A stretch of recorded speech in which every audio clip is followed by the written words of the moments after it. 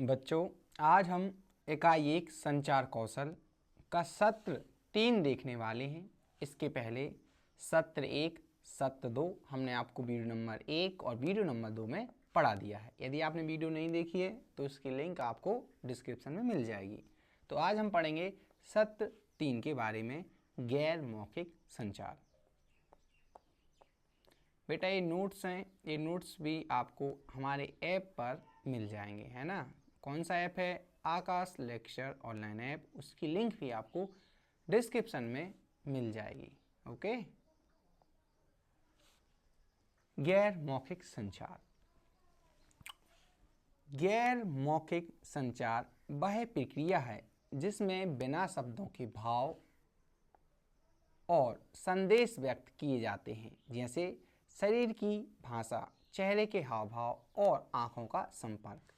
ये संकेत अक्सर शब्दों से अधिक प्रभावी होते हैं और लोगों की भावनाओं व सोच को समझने में मदद करते हैं। बेटा याद रखना, मौखिक संचार हमने जब आपको पढ़ाया था उसमें हमने बताया था कि मौखिक संचार में हम बोल चाल की भाषा यूज करते हैं, बातचीत जो करते हैं उसे हम मौखिक संचार कहते हैं। लेकिन जो गैर मौखिक, गैर मतलब बिना बोले, गैर का मतलब बिना, है ना, मौखिक मतलब बिना बोले, तो बिना शब्दों के, ठीक है, भाव और संदेश व्यक्त किए जाते हैं। मतलब बिना शब्दों के बिल्कुल चुपचाप इशारों में जब हम बात करेंगे उसे हम बोलेंगे गैर मौखिक संचार। इतना क्लियर है बच्चों? गैर मौखिक संचार के प्रकार। पहला है चेहरे के भाव, फेशियल एक्सप्रेशन। हमारे चेहरे के भाव हमारी भावनाओं को दर्शाते हैं, जैसे मुस्कान, खुशी एवं भौं चढ़ाना, गुस्सा या दुख दिखाना। जैसे हम हंसते हैं, है ना, हमारे दांत भी दिखते हैं। यदि हम अपनी लैंग्वेज में बोलें, दांत मत दिखाओ, है ना। मतलब यदि जैसे हम खुश होते हैं तो हमारे जो एक्सप्रेशन होते हैं चेहरे के वो अलग होते हैं, गुस्सा होते हैं तो अलग एक्सप्रेशन होते हैं, है ना। दुखी में होते हैं तो चेहरा लटका लटका रहता है। अपन कहते हैं क्यों चेहरा लटकाए हुई हो, मतलब क्यों गुस्सा हुई हो, ठीक है। नेक्स्ट है आसन। शरीर का ढंग हमारे आत्मविश्वास और भावनाओं को दर्शाता है, जैसे सीधा खड़ा होना आत्मविश्वास और झुकना थकान का संदेश है, संकेत है ना। अब इसमें क्या होता है, जैसे हम सीधे बिल्कुल स्ट्रेट खड़े होते हैं तो सबको लगता है कि ये जो व्यक्ति है ये एनर्जी से भरपूर है। जैसे मान के चलो आप कहीं स्टेज पे परफॉर्मेंस दे रहे हो और आपका जो बॉडी पोस्चर है वो लटका लटका हुआ है, आप नज़रें नीचे करे हो, है ना। तो इससे क्या मैसेज जाएगा कि जो सामने वाला बंदा है, जो स्टेज पर बंदा खड़ा हुआ है, उसमें कॉन्फिडेंस बिल्कुल भी नहीं है। यही मैसेज जाएगा ना। जब शरीर में एनर्जी होती है, कॉन्फिडेंस होता है, तो बच्चों हम नज़रों में नज़रें मिलाकर बात करते हैं। समझ में आया? नेक्स्ट है बॉडी लैंग्वेज। नेक्स्ट क्या है? Body language. शरीर की स्थिति और हरकतें संदेश देती हैं, जैसे सीधा बैठना, ध्यान देना और बाहें क्रॉस करना असहजता या गुस्सा दिखा सकता है।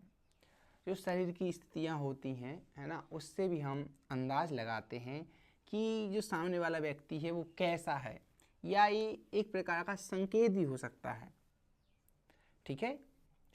नेक्स्ट है इशारे। हाथों की हरकतों से हम संदेश देते हैं, जैसे हाथ हिलाकर नमस्ते, अंगूठा दिखाते हैं, मतलब प्रशंसा करते हैं, अंगूठा दिखाकर प्रशंसा करना, ठीक है। चलो, इसके बाद है स्पर्श। स्पर्श के माध्यम से भी भाव व्यक्त होते हैं, जैसे मजबूती से हाथ मिलाना आत्मविश्वास को दर्शाता है और किसी को उत्साहित करने के लिए पीठ थपथपाना। जैसे जब हम, आपको याद होगा जब हम स्कूल में फर्स्ट आ जाते हैं, सेकंड आ जाते हैं, थर्ड आ जाते हैं और घर पर जाते हैं, मम्मा आज मैं फर्स्ट आया हूँ, तो मम्मा क्या करेंगी, आपकी जो पीठ रहेगी उसे थपथपाएंगी, है ना। तो स्पर्श कर रही हैं एक प्रकार से। तो जब भी पीठ थपथपाई जाएगी तो हमें पता चलता है कि पीठ थपथपाई जा रही है, ना कि वो हमें कुटाई कर रही हैं। समझ में आया। तो हमें स्पर्श से पता चलता है कि ये खुशी व्यक्त कर रहे हैं, प्रोत्साहित कर रहे हैं, आपकी पीठ थपथपा रहे हैं। आंखों का संपर्क, आई कांटेक्ट, किसी से बात करते समय उसकी ओर देखना, यह दिखाता है कि हम ध्यान दे रहे हैं और उसकी बातों को महत्व दे रहे हैं। नेक्स्ट है पैरा लैंग्वेज, पैराभाषा। पैराभाषा वह पहलू है जो यह बताता है कि हम कैसे बोलते हैं। इसमें हमारी आवाज़ का स्वर, बोलने की गति और आवाज़ की मात्रा शामिल होती है। आपने देखा होगा, हम कभी बहुत स्पीड से बात करते, बहुत जल्दी जल्दी बात करेंगे, कभी हम बहुत स्लो बात करते हैं, है ना। तो ये डिसाइड करता है, जो अपन बोलते हैं जनरली, आपने देखा हो कि यार इस सॉन्ग की पिच बहुत अच्छी है। पिच वर्ड आपने सुना होगा, अधिकतर जो सॉन्ग एडिटर होते हैं उसमें पिच यूज की जाती है ना। पिच वर्ड बहुत बार यूज होता है। पिच का मतलब है आपकी बोलने की गति, समझ लो, है ना। उदाहरण के लिए तेजी से बोलना खुशी या घबराहट को दर्शा सकता है, जबकि धीरे धीरे बोलना गंभीरता या उदासी का संकेत देता है। गैर मौखिक संचार का अब हम महत्व जान लेते हैं।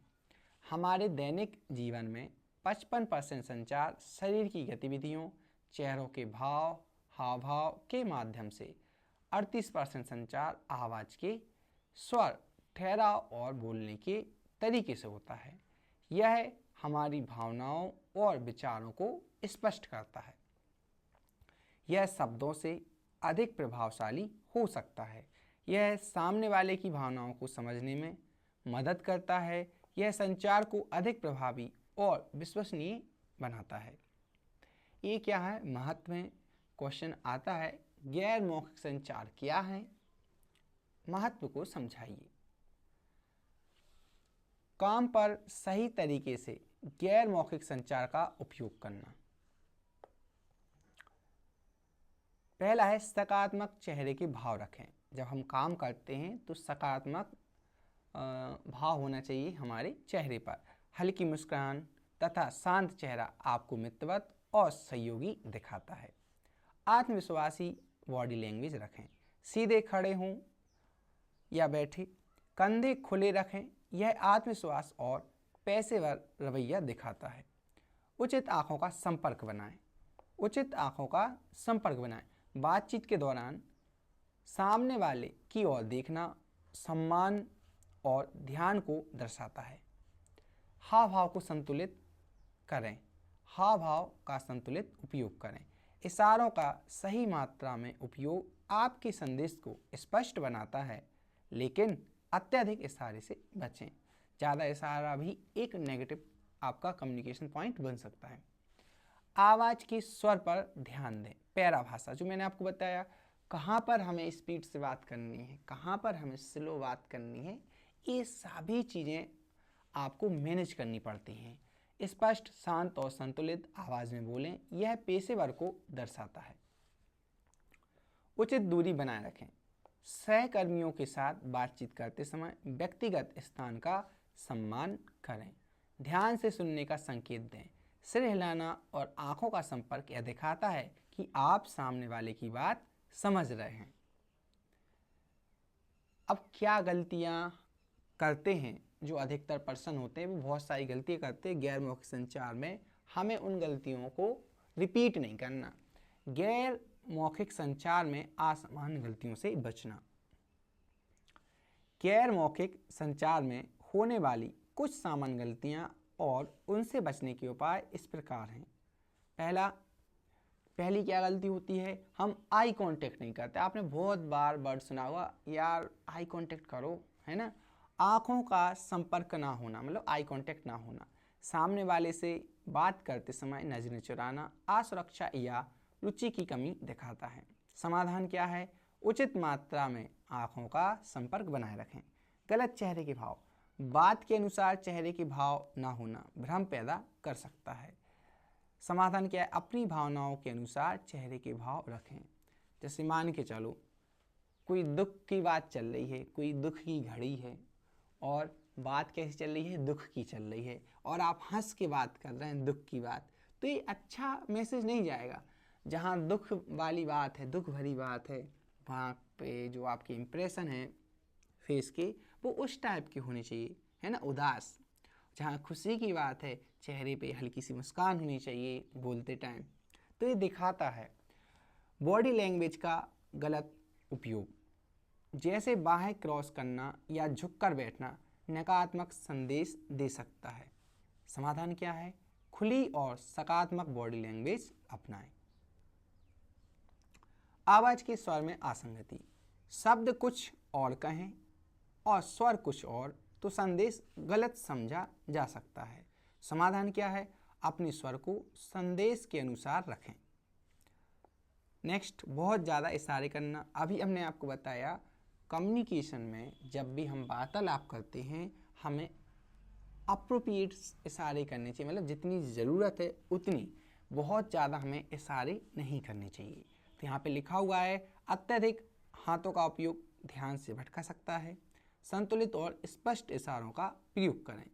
व्यक्तिगत दूरी का ध्यान ना देना, बहुत पास पास या बहुत दूर खड़े हो जाना असहज कर सकता है।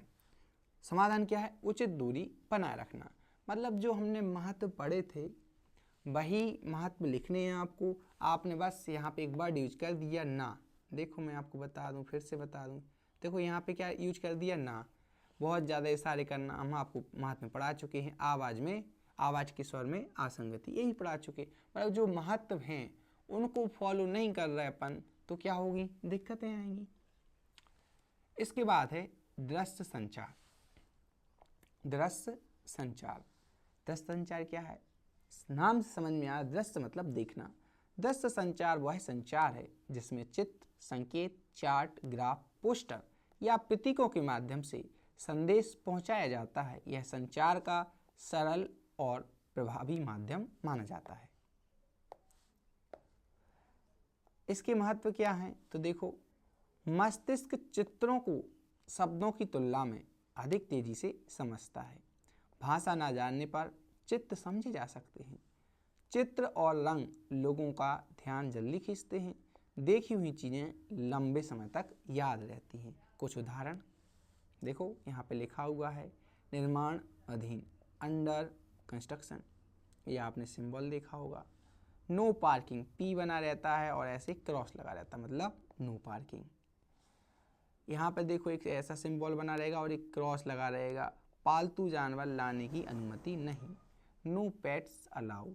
देखो यहाँ पे जानवर बना हुआ है और एक क्रॉस लगा, ठीक है, मतलब पालतू जानवर।